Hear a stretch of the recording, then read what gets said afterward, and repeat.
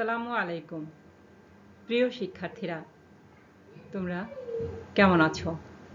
আশা করি যে যেখানে আছো ভালো আছো, কারণ আমাদের এখন ভালো থাকাটা খুব বেশি জরুরি।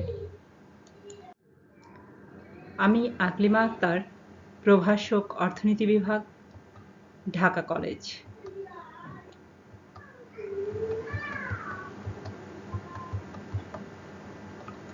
আমি আজকে তোমাদের অনার্স ফার্স্ট ইয়ারের ম্যাক্রো ইকোনমিক্সের কনজাম্পশন অ্যান্ড সেভিংস ফাংশনের উপরে থার্ড ক্লাস নিয়ে আলোচনা করব।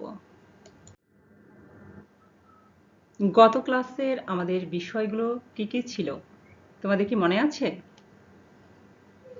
আশা করছি আমাদের এই কষ্টের প্রত্যেকটা ক্লাসই আমাদের অনেক কষ্ট করে তোমাদের জন্য করতে হয়, তো তোমরা এই কষ্টের মর্যাদা দিবে। মর্যাদাটা হলো তোমরা অবশ্যই ক্লাসগুলো দেখবে, সাথে সাথে তোমরা নিজেরাও লেখাপড়া করবে, তাহলেই আমাদের কষ্টটা সার্থক হবে। আমি গত ক্লাসে তোমাদের সাথে আলোচনা করেছিলাম ভোগ অপেক্ষক C equal to function of Y, আর দেখিয়েছিলাম হচ্ছে ভোগ অপেক্ষকের স্বল্পকালীন ভোগ অপেক্ষক নিয়ে আলোচনা করেছিলাম। এটার ডিটেলস আলোচনা করেছিলাম, তোমার চিত্রে সূচি এবং চিত্রের সাহায্যেও ব্যাখ্যা দেখিয়েছিলাম তোমাদের সাথে। আর দেখিয়েছিলাম দীর্ঘকালীন ভোগ অপেক্ষক, এটাও আমরা ডিটেলস আলোচনা করেছি, সূচি দেখিয়েছি, চিত্র দেখিয়েছি। তারপরে আমরা আলোচনা করেছিলাম স্বল্পকালীন ভোগ অপেক্ষক ও দীর্ঘকালীন ভোগ অপেক্ষকের মধ্যে কিছু পার্থক্য ছিল, সেগুলোও আমরা দেখিয়েছিলাম। স্বল্পকালীন ভোগ কোনগুলো তোমরা তো জানোই। এখন আজকের আমার আলোচনার বিষয় হলো গড়ভোগ প্রবণতা এবং প্রান্তিক ভোগ প্রবণতা। এটা আমরা সংজ্ঞা দেখব, চিত্রের সাহায্যে ব্যাখ্যা দেখব, এর বৈশিষ্ট্য দেখব, পার্থক্য দেখব। চলো তাহলে আজকের ক্লাস আমরা শুরু করি।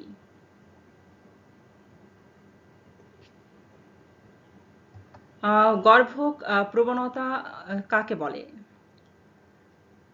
দেখো, গড়ভোগ প্রবণতা বা অ্যাভারেজ প্রপেনসিটি টু কনজিউম, এটাকে সংক্ষেপে এপিসি বলা হয়। যখন মোট ভোগ ব্যয়কে মোট আয় দ্বারা ভাগ করব, তখন আমরা কি পাবো? গড়ভোগ প্রবণতা। গড়ভোগ প্রবণতা কে সূত্রের সাহায্যে দেখি যে APC equal to C by Y. APC এখানে কি? গড় ভোগ প্রবণতা বা average propensity to consume. C equal to তোমরা আগেই জানো, সি ইকুয়াল টু ভোগ ব্যয়, ওয়াই ইকুয়াল টু আয়। এখানে যদি আমরা একটা উদাহরণ দেই, তাহলে তোমরা আরেকটু ক্লিয়ার হয়ে যাবে। ধরি মোট আয় 1000 টাকা এবং মোট ভোগ ব্যয় যদি 800 টাকা ধরি, তাহলে তোমার গড় ভোগ প্রবণতাটা তাহলে কত আসতেছে? দেখো, এখানে বলছে যে সি যদি 800 হয় ভাগ আয় যদি থাকে 1000 টাকা, তাহলে APC equal to 800 by 1000 equal to কত আসতেছে? 0.80। এখন আমরা কি দেখব? সংখ্যা সূচক সমীকরণ দেখব। C equal to 100 plus 0.5y। এটা তো তোমরা এই সমীকরণটা তোমরা আগেই এর সাথে পরিচিত। C equal to 100 plus 0.5y। বলো তো এটা তোমরা কোথায় দেখিয়েছিলে? স্বল্পকালীন ভোগ অপেক্ষকের একটা চিত্র, সমীকরণ, তাই না? হ্যাঁ, উক্ত সমীকরণ হতে সূচি ও চিত্রের সাহায্যে গড়ভোগ প্রবণতাটা আমরা এরপরে ব্যাখ্যা দেখব। চলো তাহলে সূচি এবং চিত্রের সাহায্যে ব্যাখ্যা দেখি। প্রিয় শিক্ষার্থীরা, গড়ভোগ প্রবণতার সংখ্যাসূচক সমীকরণের উপর ভিত্তি করে একটা সূচি আমরা এখন দেখব।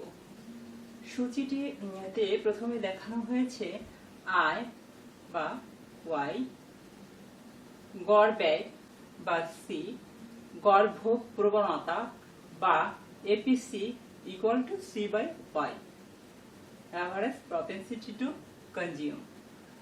এখানে আসো, আয় যখন 100, ভোগ ব্যয় তখন 150, তাহলে গড় ভোগ প্রবণতাটা কতটুকু, এপিসিটা তাহলে কত? এখানে দেখো এপিসি হলো সি বাই ওয়াই, তাহলে এখানে সি কত? 150, সি বাই ওয়াই কত? 100। আচ্ছা, এই দুটোর ভাগফল আসছে 1.5। ওকে, এখন আসো, আয় যখন 200, ভোগ ব্যয় তখন 200, গড় ভোগ প্রবণতা তাহলে কতটুকু? সি বাই ওয়াই, সি এখানে 200, ওয়াই এখানে 200, তাহলে 200 ভাগ 200, এটা রেজাল্ট 1.0। আচ্ছা, আবার আসো, আয় যখন 300, ভোগ ব্যয় তখন 250, এখন এই দুটোর ভাগফল 0.83। ওকে, এমনি করে আবার আয় যখন 400, ভোগ ব্যয় 300, তাহলে এপিসিটা এখানে কত? এখানে এপিসিটা হলো সি বাই ওয়াই, সি এখানে আছে বা ভোগ ব্যয় এখানে 300, আর আয় এখানে, এটা ভাগ, আয় এখানে 400, এই দুটোর ভাগফল আসতেছে 0.75। ওকে, এই সূচির উপর ভিত্তি করে আমরা এখন একটা রেখাচিত্র অঙ্কন করব। চলো তাহলে আমরা রেখাটা দেখি। চিত্রে ভূমি অক্ষে বা ও এক্স অক্ষে আয় এবং ও ওয়াই অক্ষেও বা লম্ব অক্ষে ভোগ ব্যয় নির্দেশ করা হয়েছে। আচ্ছা, এখন আসো,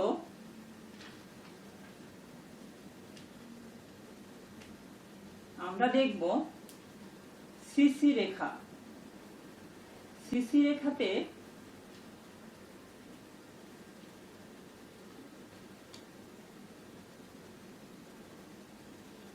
আয় যখন 100, ভোগ ব্যয় কত?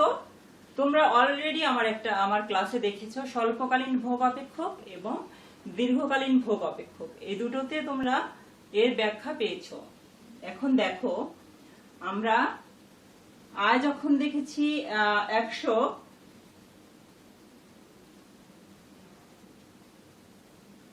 ভোগ ব্যয় 150, আয় যখন 200,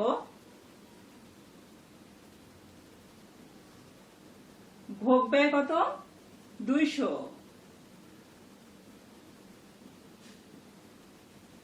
আয় যখন 300, ভোগ ব্যয় তখন 250, আয় যখন 400, ভোগ ব্যয় তখন 300। আচ্ছা, এখন এই বিন্দুগুলো যোগ করে ই, এ,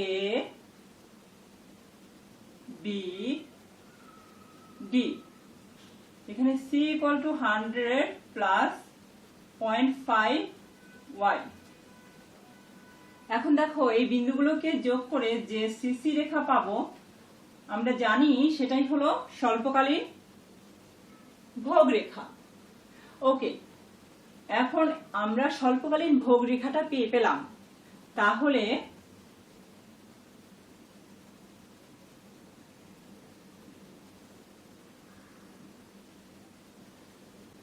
এখন আমাদের দরকার হচ্ছে গড় ভোগ প্রবণতা। এটা আমরা কিভাবে পাবো? এটা পাওয়ার জন্য আমাদের কি করতে হবে? মূল বিন্দু থেকে একটা রশ্মি টানতে হবে। আচ্ছা, এই মূলবিন্দু থেকে এখন আমরা 45 রেখা বা একটা রশ্মি টানবো। সেটি কোথায় ছেদ করেছে? সিসি রেখাকে এ বিন্দুতে ছেদ করেছে। এখন এই এ বিন্দুর ঢালই হলো উক্ত বিন্দুতে গর্ভক প্রবণতা। তার মানে তোমরা দেখো যে রশ্মিটি আমরা টানলাম, এই রশ্মিটি যখন আমরা সিসি রেখাতে ছেদ করবে, এই ছেদ বিন্দু এই যে আমরা যে ঢালটা পাবো, এই ঢালটাই হলো গর্ভক প্রবণতা। ঠিক আছে? গর্ভক প্রবণতার কিছু বৈশিষ্ট্য রয়েছে, সেগুলো আমরা একে একে আলোচনা করব। গর্ভক প্রবণতার বা অ্যাভারেজ প্রপেনসিটি টু কনজিউম এর বৈশিষ্ট্যগুলো হলো এপিসি মোট আয়, এপিসি মোট ভোগ ব্যয় এবং মোট আয়ের অনুপাত নির্দেশ করে। আগেই আমরা দেখেছি যে কি এপিসি মানে হলো ভোগ ব্যয় এবং আয়ের একটা ভাগফল বা অনুপাত, তাই না? হ্যাঁ, এই জিনিসটাই এখানে বলা হয়েছে। 2 নম্বরে দেখি এপিসি হচ্ছে ভোগ রেখার উপর মূল বিন্দু হতে অঙ্কিত রশ্মির ঢাল, যেটা তোমরা চিত্রতে দেখলে যে এপিসি হলো ভোগ রেখার উপরে আমরা একটা 45 ডিগ্রি রেখার একটা রশ্মি টেনেছি, ওই রশ্মির উপরে যে ঢালটা ওটাই হলো এপিসি। 3 নম্বর বৈশিষ্ট্যটা হলো স্বল্পকালে এপিসি পরিবর্তনশীল, কিন্তু দীর্ঘকালে এপিসিটা স্থির থাকবে। স্বল্পকালে এপিসি গ্রেটার দেন দীর্ঘকালে এপিসি। তার মানে হলো এপিসি স্বল্পকালে হচ্ছে বড়, দীর্ঘকালীন এপিসি এর চেয়ে স্বল্পকালীন এপিসিটা হচ্ছে কি বড়। 5 নম্বর বৈশিষ্ট্য কি? এপিসি এর পরিবর্তন নিয়ে অর্থনীতিবিদগণের মধ্যে অনেক বিতর্ক রয়েছে। উক্ত বিতর্কের ফসলই হচ্ছে ভোগ অপেক্ষক সম্পর্কিত যে উপসিদ্ধান্ত ওইটা। এখন আমরা প্রান্তিক ভোগ প্রবণতা নিয়ে আলোচনা করব। তো প্রান্তিক ভোগ প্রবণতাটা কি, বা marginal propensity to consume, MPC. প্রান্তিক ভোগ প্রবণতা হলো আয়ের পরিবর্তনের ফলে ভোগ ব্যয়ের যে পরিবর্তন। কি বুঝলে এই ব্যাপারটা থেকে? যে আয়ের যে পরিবর্তন হবে, এই পরিবর্তনের ফলে ভোগ ব্যয়ের একটা পরিবর্তন হবে। এই পরিবর্তন দুটোর মানে আয়ের পরিবর্তন প্লাস ভোগ ব্যয়ের পরিবর্তন, এই দুটোকে আবার কি অনুপাতে দেখানো হবে। যেমন আয়ের পরিবর্তন হবে সাথে সাথে ভোগ ব্যয়ের পরিবর্তন হবে, এই দুটোর অনুপাতকে বলা হবে প্রান্তিক ভোগ প্রবণতা। তার মানে এমপিসি বা তোমার প্রান্তিক ভোগ প্রবণতা বলতে আমরা বুঝবো যে আয়ের একটা পরিবর্তন হবে, ভোগ ব্যয়ের একটা পরিবর্তন হবে, এই দুটোর একটা অনুপাত বা ভাগফলকেই এমপিসি বলা হবে। অন্যভাবে বলা যায় যে আয়ের পরিবর্তন দ্বারা ভোগ ব্যয়ের পরিবর্তনকে ভাগ করলে পাওয়া যাবে প্রান্তিক ভোগ প্রবণতা, তাই তো? অর্থাৎ এমপিসি বা marginal propensity to consume equal to del C by del Y, মানে সি ভোগ ব্যয়ের পরিবর্তন ভাগ আয়ের পরিবর্তন। ওকে, আচ্ছা, স্বল্পকালীন ভোগ অপেক্ষকের সমীকরণ তোমরা এর আগে দেখেছো, এটা আরেকবার একটু রিভিউ দাও। স্বল্পকালীন ভোগ অপেক্ষক C equal to A plus B Y.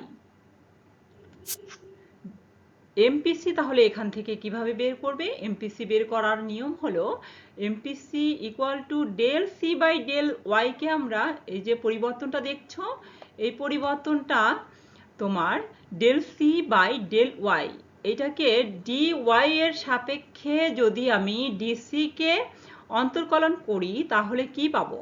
পাচ্ছি, তোমরা তো ম্যাথমেটিক্সে তোমাদের এই অন্তর্কলনের অঙ্কগুলো অবশ্যই তোমরা দেখেছো এবং এই শর্ট ক্যালকুলেশন তোমরা অবশ্যই অর্থনীতির ছাত্র হিসেবে পারো, এটা আমি বিশ্বাস করি।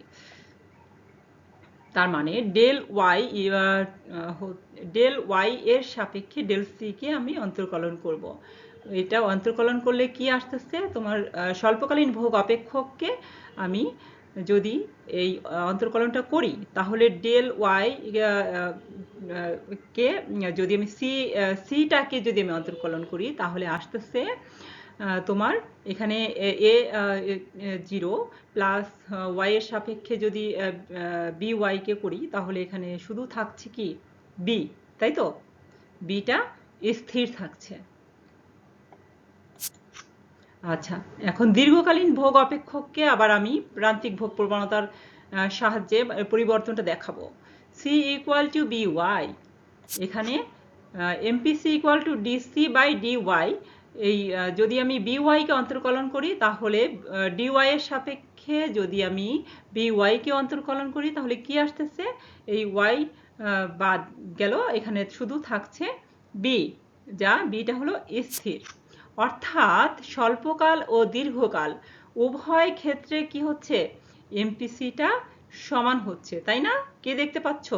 স্বল্পকালীন ভোগ অপেক্ষকে কিন্তু বি একটা রেজাল্ট দাঁড়াইছে, সেটা কি বি যেটা স্থির, এবং দীর্ঘকালীন ভোগ অপেক্ষকেও একটা রেজাল্ট আসতেছে, এটা হলো তোমার বি যেটা স্থির। অর্থাৎ এখান থেকে আমরা দেখতে পাচ্ছি স্বল্পকালীন ও দীর্ঘকালীন উভয় ক্ষেত্রেই এমপিসি একই রকম বা সমান। ধরি সংখ্যা সূচক সমীকরণ সি ইকুয়াল টু 0.5y। আচ্ছা, সমীকরণটা কোনটার সমীকরণ বলো তো? এটা দীর্ঘকালীন ভোগ অপেক্ষকের সমীকরণ, তাই না? মনে পড়েছে নিশ্চয়ই। আচ্ছা, এখন আমরা এই সংখ্যাসূচক সমীকরণের উপর ভিত্তি করে একটা সূচি আঁকবো। সূচির প্রেক্ষিতে আমরা প্রান্তিক ভোগ প্রবণতাটা আমরা দেখাবো চিত্রের সাহায্যে। চলো তাহলে আমরা সূচি ও চিত্র দেখি। প্রিয় ছাত্ররা, তোমরা সংখ্যাসূচক সমীকরণের উপর ভিত্তি করে এখন আমরা সূচিটি দেখব। সূচি প্রান্তিক ভোগ প্রবণতার সূচিটি দেখব। সূচিতে দেখো আয় যখন আয় বা ওয়াই, এখানে ভোগ ব্যয় সি, প্রান্তিক ভোগ প্রবণতা বা marginal propensity to consume equal to del C by del Y. আয় যখন শূন্য, ভোগ ব্যয় তখন শূন্য, এখানে প্রান্তিক ভোগ প্রবণতাটা নাই। আয় যখন 100, ভোগ ব্যয় তখন 50, এবং এমপিসি তখন কত হচ্ছে, del C by del Y এর অনুপাত করলে আসছে 0.5। এরপরে দেখো আয় যখন 200, ভোগ ব্যয় তখন 100, এখানে এমপিসিও 0.5। আয় যখন 300, ভোগ ব্যয় তখন 150, এমপিসি 0.5। আয় 400, ভোগ ব্যয় 200, প্রান্তিক ভোগ প্রবণতা 0.5। আচ্ছা, এখন একটা জিনিস তোমরা খুব ভালোভাবে লক্ষ্য করো। দেখো এখানে আয়ের পরিমাণ কিভাবে বৃদ্ধি পাচ্ছে। 100 থেকে 0 থেকে 100 হচ্ছে, 100 থেকে আবার 200, তার মানে কত করে বাড়ছে, 100 করে, তাই না? 200 থেকে 300, 300 থেকে 400, তাহলে আয় বৃদ্ধির পরিমাণটা কত, ডেল ওয়াইটা কত আসতেছে, 100, তাই না? ওকে, ভোগ ব্যয় কত বাড়ছে, 0 থেকে 50, 50 থেকে 100, 100 থেকে 150, তার মানে 50 করে বাড়ছে। ডেল সি কত, এখানে ডেল সি কত হচ্ছে, 50, তার মানে এই যে 50 করে বাড়তেছে। আচ্ছা, এখন এই del C by del Y, del C by del Y equal to তাহলে কত হবে, দেখো তো, 50 ভাগ 100। এটাকে যদি আমি ক্যালকুলেশন করি তাহলে দাঁড়াবে, রেজাল্ট দাঁড়াবে 0.5। ঠিক আছে, ওকে। এখন এই সূচির উপর ভিত্তি করে আমরা প্রান্তিক ভোগ প্রবণতাকে চিত্রের সাহায্যে এভাবে ব্যাখ্যা করতে পারি। ও এক্স অক্ষ বা ভূমি অক্ষে আয়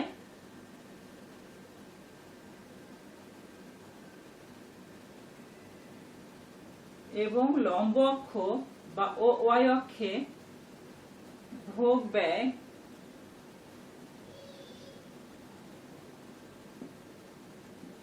নির্দেশ করা হয়েছে।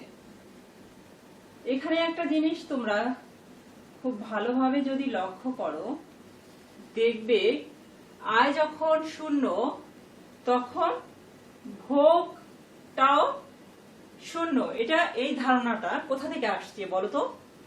এর আগের ক্লাসেই তোমরা দেখেছো যে আয় যখন শূন্য তখন ভোগও শূন্য।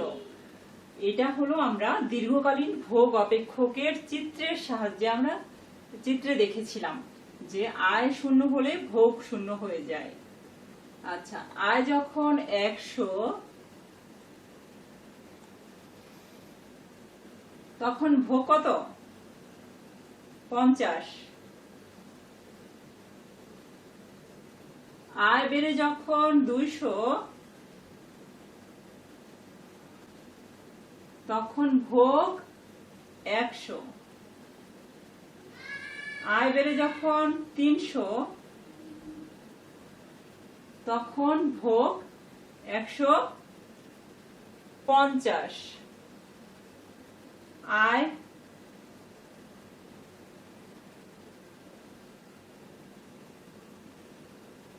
আয় বেড়ে যখন 400 তখন ভোগের পরিমাণ কত? 200।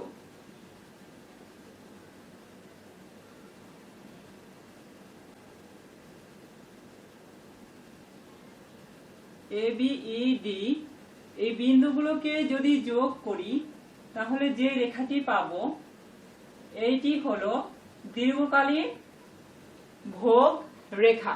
এই এ বি ই ডি বিন্দুগুলো যোগ করে যে সি ইকুয়াল টু 0.5y রেখাটি পেলাম, ওসি রেখাটি পেলাম, এটি দীর্ঘকালীন ভোগ রেখা।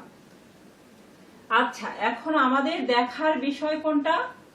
আমরা দেখব এমপিসি বের করব। এমপিসি ইকুয়াল টু, এখানে যদি আমরা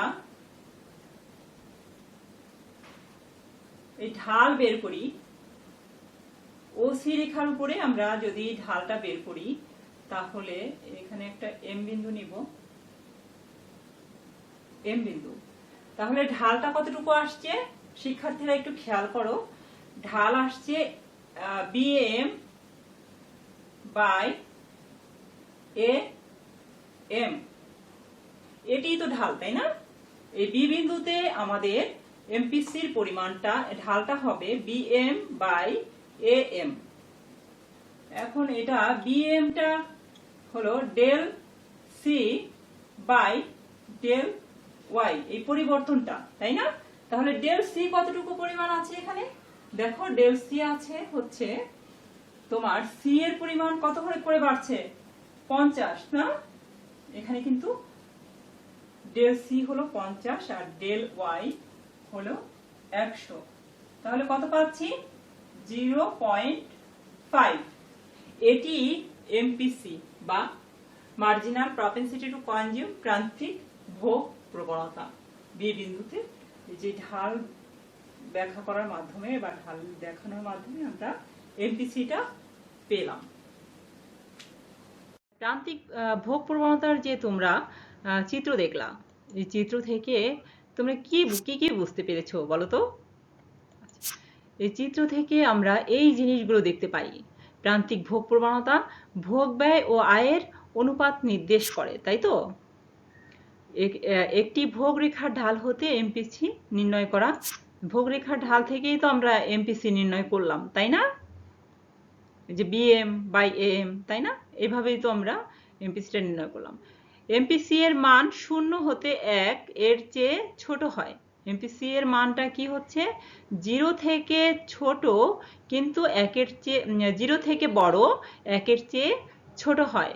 এই বিষয়টি আমি তোমাদের গত ক্লাসে বলেছি যে কেন এটা ছোট হয়, 1 এর থেকে কেন ছোট হয়। কারণ দেখো আমরা একটা আয়ের কিন্তু আয় যে হারে বাড়ে মানুষের, ভোগ কিন্তু সেই হারে বাড়ে না। কারণ আমরা যতটা আয় করি পুরোটাই কিন্তু আমরা ভোগ ব্যয় ব্যবহার করি না। কারণ কি বলতো? কারণ হলো আমাদের একটা সঞ্চয় করতে হয়, একটা আয়ের একটা অংশ সঞ্চয় করতে হয় বলে আমাদের কি করতে হয়, আয় যে হারে বাড়ে ভোগ তার চেয়ে কম হারে বাড়ে, তাই না? স্বল্পকালীন ও দীর্ঘকালীন ভোগ অপেক্ষকের এমপিসি সমান ও স্থির, তাই তো দেখলাম তো আমরা একটু আগে, তাই না? স্বল্পকালীন ও দীর্ঘকালীন ভোগ অপেক্ষকের এমপিসি সমান ও স্থির, ওই বি পেলাম শুধু, তাই না? আচ্ছা, এমপিসি নিয়ে অর্থনীতিবিদগণের মধ্যে তেমন কোনো মত পার্থক্য নেই। এমপিসি দ্বারা বোঝা যায় একটি দেশের জনগণের ক্রয় ক্ষমতা ও সঞ্চয় প্রবণতাটা কেমন।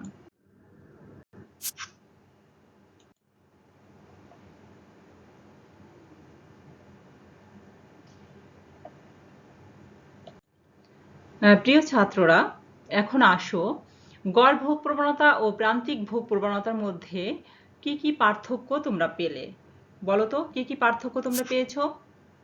গড় ভোগ প্রবণতা ও প্রান্তিক ভোগ প্রবণতার মধ্যে আমরা কিছু পার্থক্য অলরেডি পেয়ে গেছি।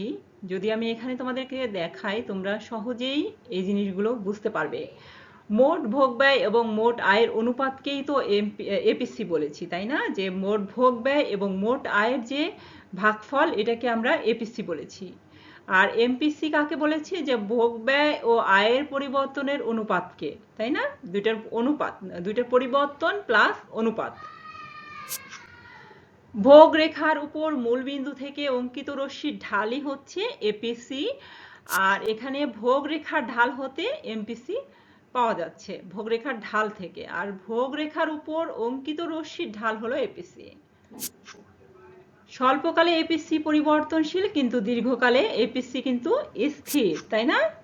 স্বল্পকালীন ও দীর্ঘকালীন ভোগ অপেক্ষকের এমপিসি সমান ও স্থির, এই বিষয়গুলো কিন্তু আমরা তোমাদেরকে দেখিয়েছি। স্বল্পকালে এপিসি গ্রেটার দেন দীর্ঘকালে এপিসি। স্বল্পকালীন এপিসি এটা হলো দীর্ঘকালীন এপিসি এর চেয়ে বড়, এটা আমরা আলোচনা অলরেডি করেছি। স্বল্পকালে এমপিসি ইকুয়াল টু দীর্ঘকালে এমপিসি, মানে এমপিসি দুটা স্বল্পকালে আর দীর্ঘকালে দুটোই সমান।